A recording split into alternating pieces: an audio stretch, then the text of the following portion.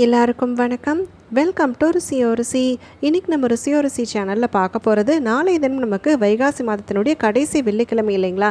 இப்படி இந்த கடைசி வெள்ளிக்கிழமை நாளின் பொழுது நம்ம வீடுகளில் செல்வம் பெருகணும் அப்படின்னு சொன்னால் குறிப்பிட்ட ₹5 நாணயத்தை வைத்து எந்த மாதிரியான விஷயங்கள் அனைத்துமே செய்யணும். இந்த ₹5 நாணயம், ஒரே ஒரு ₹5 நாணயம் இருந்தாலே போதும், அது பல கோடியாக மாறணும் அப்படின்னு சொன்னால் பின்பற்ற வேண்டிய ஒரு சில முக்கியமான விஷயங்கள் என்ன அப்படிங்கிறதுக்குண்டான அனைத்து விதமான தகவல்களையும் தான் நம்ம இன்றைக்கி இந்த பதிவின் மூலிமா தெரிஞ்சுக்க போகிறோம். வீடியோவை எங்கேயுமே ஸ்கிப் பண்ணாமல் பாருங்கள். அப்போ தான் எந்த ஒரு சின்ன தகவலையுமே நீங்கள் மிஸ் பண்ணாமல் தெரிஞ்சுக்க முடியும். இப்போ நம்ம ஸ்டார்ட் பண்ணிடலாம். பொதுவாக இந்த நாணயம் அப்படின்னு சொல்லி எடுத்துக்கிட்டாலே அதை மகாலட்சுமியினுடைய ஸ்வரூபம் அப்படின்னு சொல்லுவாங்க. வெள்ளிக்கிழமை நாள் அப்படிங்கிறதே மகாலட்சுமி தாயாரினுடைய வழிபாட்டுக்கு உகந்த நாள் இல்லைங்களா? அப்படி அந்த வெள்ளிக்கிழமை நாளைக்கு நம்ம நாணயங்களை வைத்து செய்யக்கூடிய விஷயங்கள், அர்ச்சனையாக இருக்கட்டும், செய்யக்கூடிய பரிகாரங்களாக இருக்கட்டும், மிகுதியான பலன்களை பெற்றுத்தருவதாக நம்பப்படுது. அதனாலே தான் இந்த வைகாசி வெள்ளிக்கிழமை நாளின் பொழுது ₹5 நாணயத்தை வைத்து நம்ம செய்யக்கூடிய பரிகாரம் நம்ம வீடுகளில் செல்வம் உயர்வதற்குண்டான அருளை பெற்றுத்தரும். சரி, இந்த பரிகாரத்தை எப்போ செய்யணும், என்னெல்லாம் விஷயங்கள் கடைபிடிக்கணும் அப்படிங்கிறத ஒன்றொன்னா பார்த்துக்கலாமா? முதல்ல இந்த பரிகாரத்தை நாளைய தினம், அதாவது வைகாசி மாதத்தில் வரக்கூடிய வெள்ளிக்கிழமை நாளின் பொழுது தொடங்குவது அப்படிங்கிறது செய்துட்டு தொடர்ச்சியாக பார்த்திங்கன்னா 11 வெள்ளிக்கிழமைகள் இந்த பரிகாரத்தை கடைபிடிப்பது அப்படிங்கிறத செய்யணும். 11 வாரங்கள் இந்த பரிகாரத்தை செய்ய ஆரம்பிக்கிறோம் அப்படின்னு சொல்லும் பொழுது, அதாவது முதல் வாரம் தொடங்கி 11 வாரங்கள் நம்ம தொடர்ச்சியாக செய்துக்கிட்டே வரும் பொழுது இடைப்பட்ட 11 வாரத்துக்குள்ளாகவே நம்ம வீட்டில் நல்ல ஒரு செல்வ நிலையானது உயர்வதற்குண்டான அருள் கிடைக்கும் அப்படின்னு சொல்லி நம்பப்படுது. ஏன்னா பொதுவாகவே ஒரு பரிகாரம் அப்படின்னு சொல்லும் பொழுது ஒரு சிலருக்கு ஒரு முறையில் நல்ல பலன் கிடைக்கும், ஒரு சிலருக்கு கொஞ்சம் காலதாமதம் ஆனாலும் மிகுதியான பலன் கிடைக்கும்.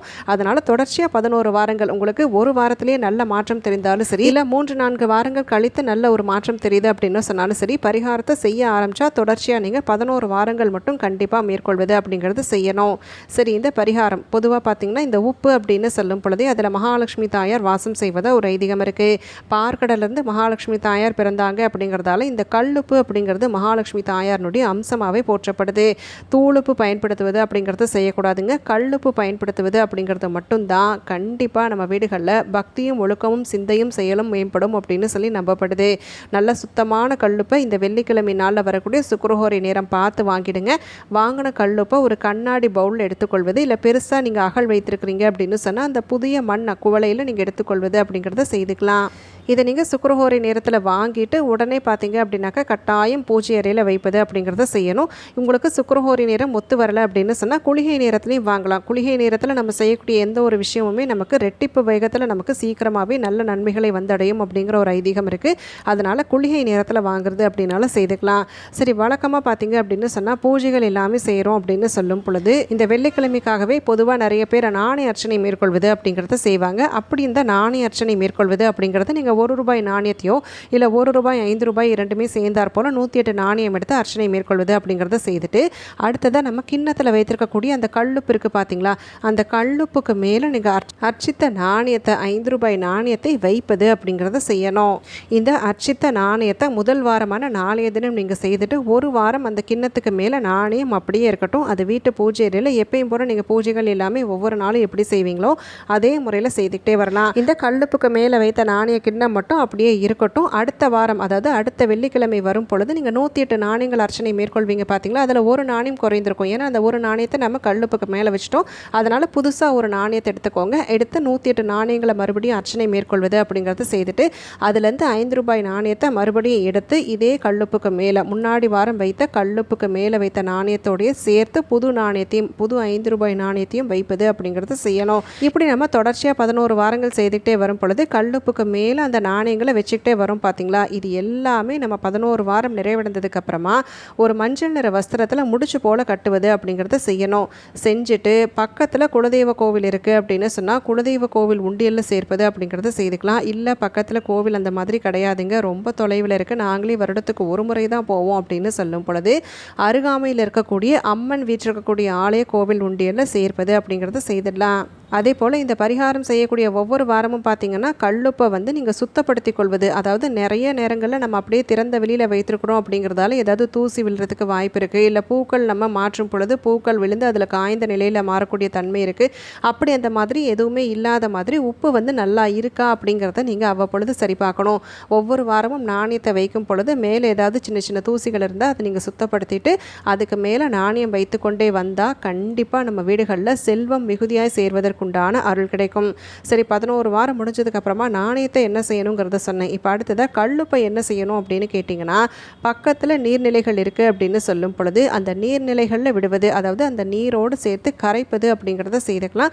அந்த மாதிரி வாய்ப்பு இல்லைங்க அப்படின்னு சொல்லும் பொழுது கிச்சன் சிங்கை திறந்து விட்டுட்டு கல்லுப்பை கரைப்பது அப்படிங்கிறத செய்துக்கோங்க. மொத்தத்தில் பார்த்தீங்க அப்படின்னு சொன்னால் இந்த கல்லுப்பு கரைப்பது அப்படிங்கிறத வெள்ளிக்கிழமை, அதாவது முடிச்சு எல்லாமே கட்டி முடிச்சுட்டு வெள்ளிக்கிழமை நாளன்னைக்கு செய்யக்கூடாதுங்க. தொடர்ந்து வரக்கூடிய சனிக்கிழமை நாளின் பொழுது மட்டும்தான் செய்யணும். பொதுவாகவே கல்லுப்பை வெள்ளிக்கிழமை நாட்களில் நீரில் கரைப்பது அப்படிங்கிறத செய்யக்கூடாது. இதை நினைவில் வைத்து செயல்படுங்க. இப்படி இந்த வைகாசி வெள்ளிக்கிழமை நாளன்னைக்கு தொடங்கி தொடர்ச்சியாக ஒவ்வொரு வாரமுமே நம்ம செய்துட்டு வரோம் அப்படின்னு சொல்லும் பொழுது வாழ்க்கையில் நல்ல நல்ல மாற்றங்களை நம்மளால் பார்க்க முடியும். வெள்ளிக்கிழமை அப்படிங்கிறதே மகாலட்சுமி தாயார் வீடுகளுக்கு வருகை தரக்கூடிய நாள், அதாவது நம்மளுடைய பிரச்சனைகளை விரட்டி அடைக்கக்கூடிய நாள் அப்படிங்கிறதால இந்த பரிகாரத்தை நம்ம செய்யும் பொழுது கண்டிப்பாக உடல் தூய்மை உள்ள தூய்மை அப்படிங்கிறது ரொம்ப ரொம்ப முக்கியம். வீட்டில் வெள்ளிக்கிழமை நாட்களில் பொதுவாக அசைவம் சமைப்பது அப்படிங்கிறது யாருமே செய்கிறதில்ல. இருந்தாலும் ஒரு சிலர் பார்த்தீங்க அப்படின்னாக்கா ஏதோ ஒரு காரணத்தால் வீட்டில் அசைவம் சமைக்கணும் அப்படிங்கிறத முடிவு பண்ணிட்டா இந்த பரிகாரத்தை செய்வது அப்படிங்கிறத மட்டும் தவிர்த்து கொள்ளுங்க. இந்த பரிகாரத்தை செய்யணும் அப்படிங்கிறத முடிவு பண்ணிட்டா இப்போ நான் சொன்ன விஷயங்கள் நீங்கள் நினைவில் வைத்து செயல்பட்டாலே கட்டாயம் மிகுதியான பலன்களானது கிடைக்கப்பெறும். சரி, இப்போ எந்த நேரத்தில் இந்த பரிகாரம் செய்யணும், அதாவது 5 ரூபாய் நாணயத்தை வந்து கல்லுப்புக்கு மேலே வைப்பதற்கு ஏதாவது குறித்த நேரம் இருக்கா அப்படின்னு கேட்டால், முடிஞ்சால் நீங்கள் சுக்கிரஹோரை நேரத்தில் காலையில் 6 to 7 அப்படிங்கிற சுக்கிரஹோரை நேரத்திலேயே நீங்கள் அர்ச்சனை அனைத்துமே செய்து அதுக்கப்புறம் நாணயத்தை வைப்பது அப்படிங்கிறத செய்துக்கலாம். இல்லை இந்த நேரம் எங்களுக்கு ஒத்து வரலை அப்படின்னு சொல்லும் பொழுது மதியம் 12 மணிக்கு மேலே நீங்கள் இந்த பரிகாரத்தை செய்யலாம். இல்லைன்னா நீங்கள் ஒரு 10:30 மணிக்கு முன்னாடி, அதாவது காலையில் 10:30 மணிக்கு முன்னாடி இல்லைனா 12 மணிக்கு மேலே இந்த பரிகாரத்தை செய்யுங்க. 12 மணிக்கு மேலே அப்படின்னாக்கா நமக்கு 1 to 2 சுக்கிரஹோரை நேரமும் வந்துடும். அப்படி அந்த சுக்கிரஹோரை நேரத்தில் நம்ம செய்யக்கூடிய இந்த ஒரு நாணய பரிகாரம் கண்டிப்பாக நமக்கு சுகபோகமான வாழ்க்கை வாழ்வதற்குண்டான அருளை சுக்கிர பகவானும் அதே சமயத்தில் நம்ம மேற்கொள்ளக்கூடிய வழிபாட்டு நாயகியான மகாலட்சுமி தாயாரும் சேர்ந்தே வழங்குவாங்க அப்படின்னு சொல்லி நம்பப்படுது. அதே போல் இந்த பரிகாரத்தை செய்யும் பொழுது கட்டாயம் நெய் விட்ட தீபத்தை ஏற்றி வைத்து அதுக்கப்புறம் பரிகாரம் செய்யுங்க. அதே போல் வெல்லம் சேர்த்து செய்யப்பட்ட ஏதாவது ஒரு இனிப்பு வகையை வந்து நெய்வேத்தியமாக வைத்து வணங்குவது அப்படிங்கிறது நமக்கு கோடான கோடி செல்வங்கள் செய்வதற்குண்டான அருளை பெற்றுத்தரும். வீட்டினுடைய வாசலை வந்து நல்லா சுத்தப்படுத்திட்டு நல்ல அழகான கோலம் எல்லாமே போட்டு மகாலட்சுமி தாயாரை வரவழைப்பதற்குண்டான முயற்சியில் ஈடுபட்டு இந்த பரிகாரம் மேற்கொண்டாலே கண்டிப்பாக எப்பேற்பட்ட வறுமை நிலையில் இருந்தாலுமே கை தூக்கி விடுவதற்குண்டான அருளை வழங்கவே தாயார் வருவாங்க அப்படின்னு சொல்லி நம்பப்படுது.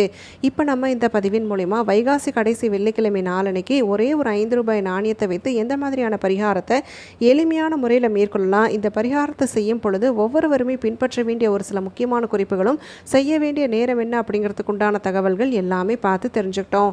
கண்டிப்பாக இந்த பதிவு அனைவருக்குமே பயனுள்ளதாக அமைந்திருக்கும்னு சொல்லி நினைக்கிறேன். அப்படி பயனுள்ளதாக இருக்கக்கூடிய பட்சத்தில் உங்களுடைய ஃப்ரெண்ட்ஸ் அண்ட் ஃபேமிலிக்கும் தவறாமல் ஷேர் பண்ணுங்கள். அவங்களும் இந்த தகவல்கள் அனைத்தையுமே பார்த்து பயன்பெறட்டும். நாளைக்கு மறுபடியும் ஒரு பயனுள்ள பதிவோடு உங்களை நான் சந்திக்கிறேன். அது வரைக்கும் நன்றி, வணக்கம்.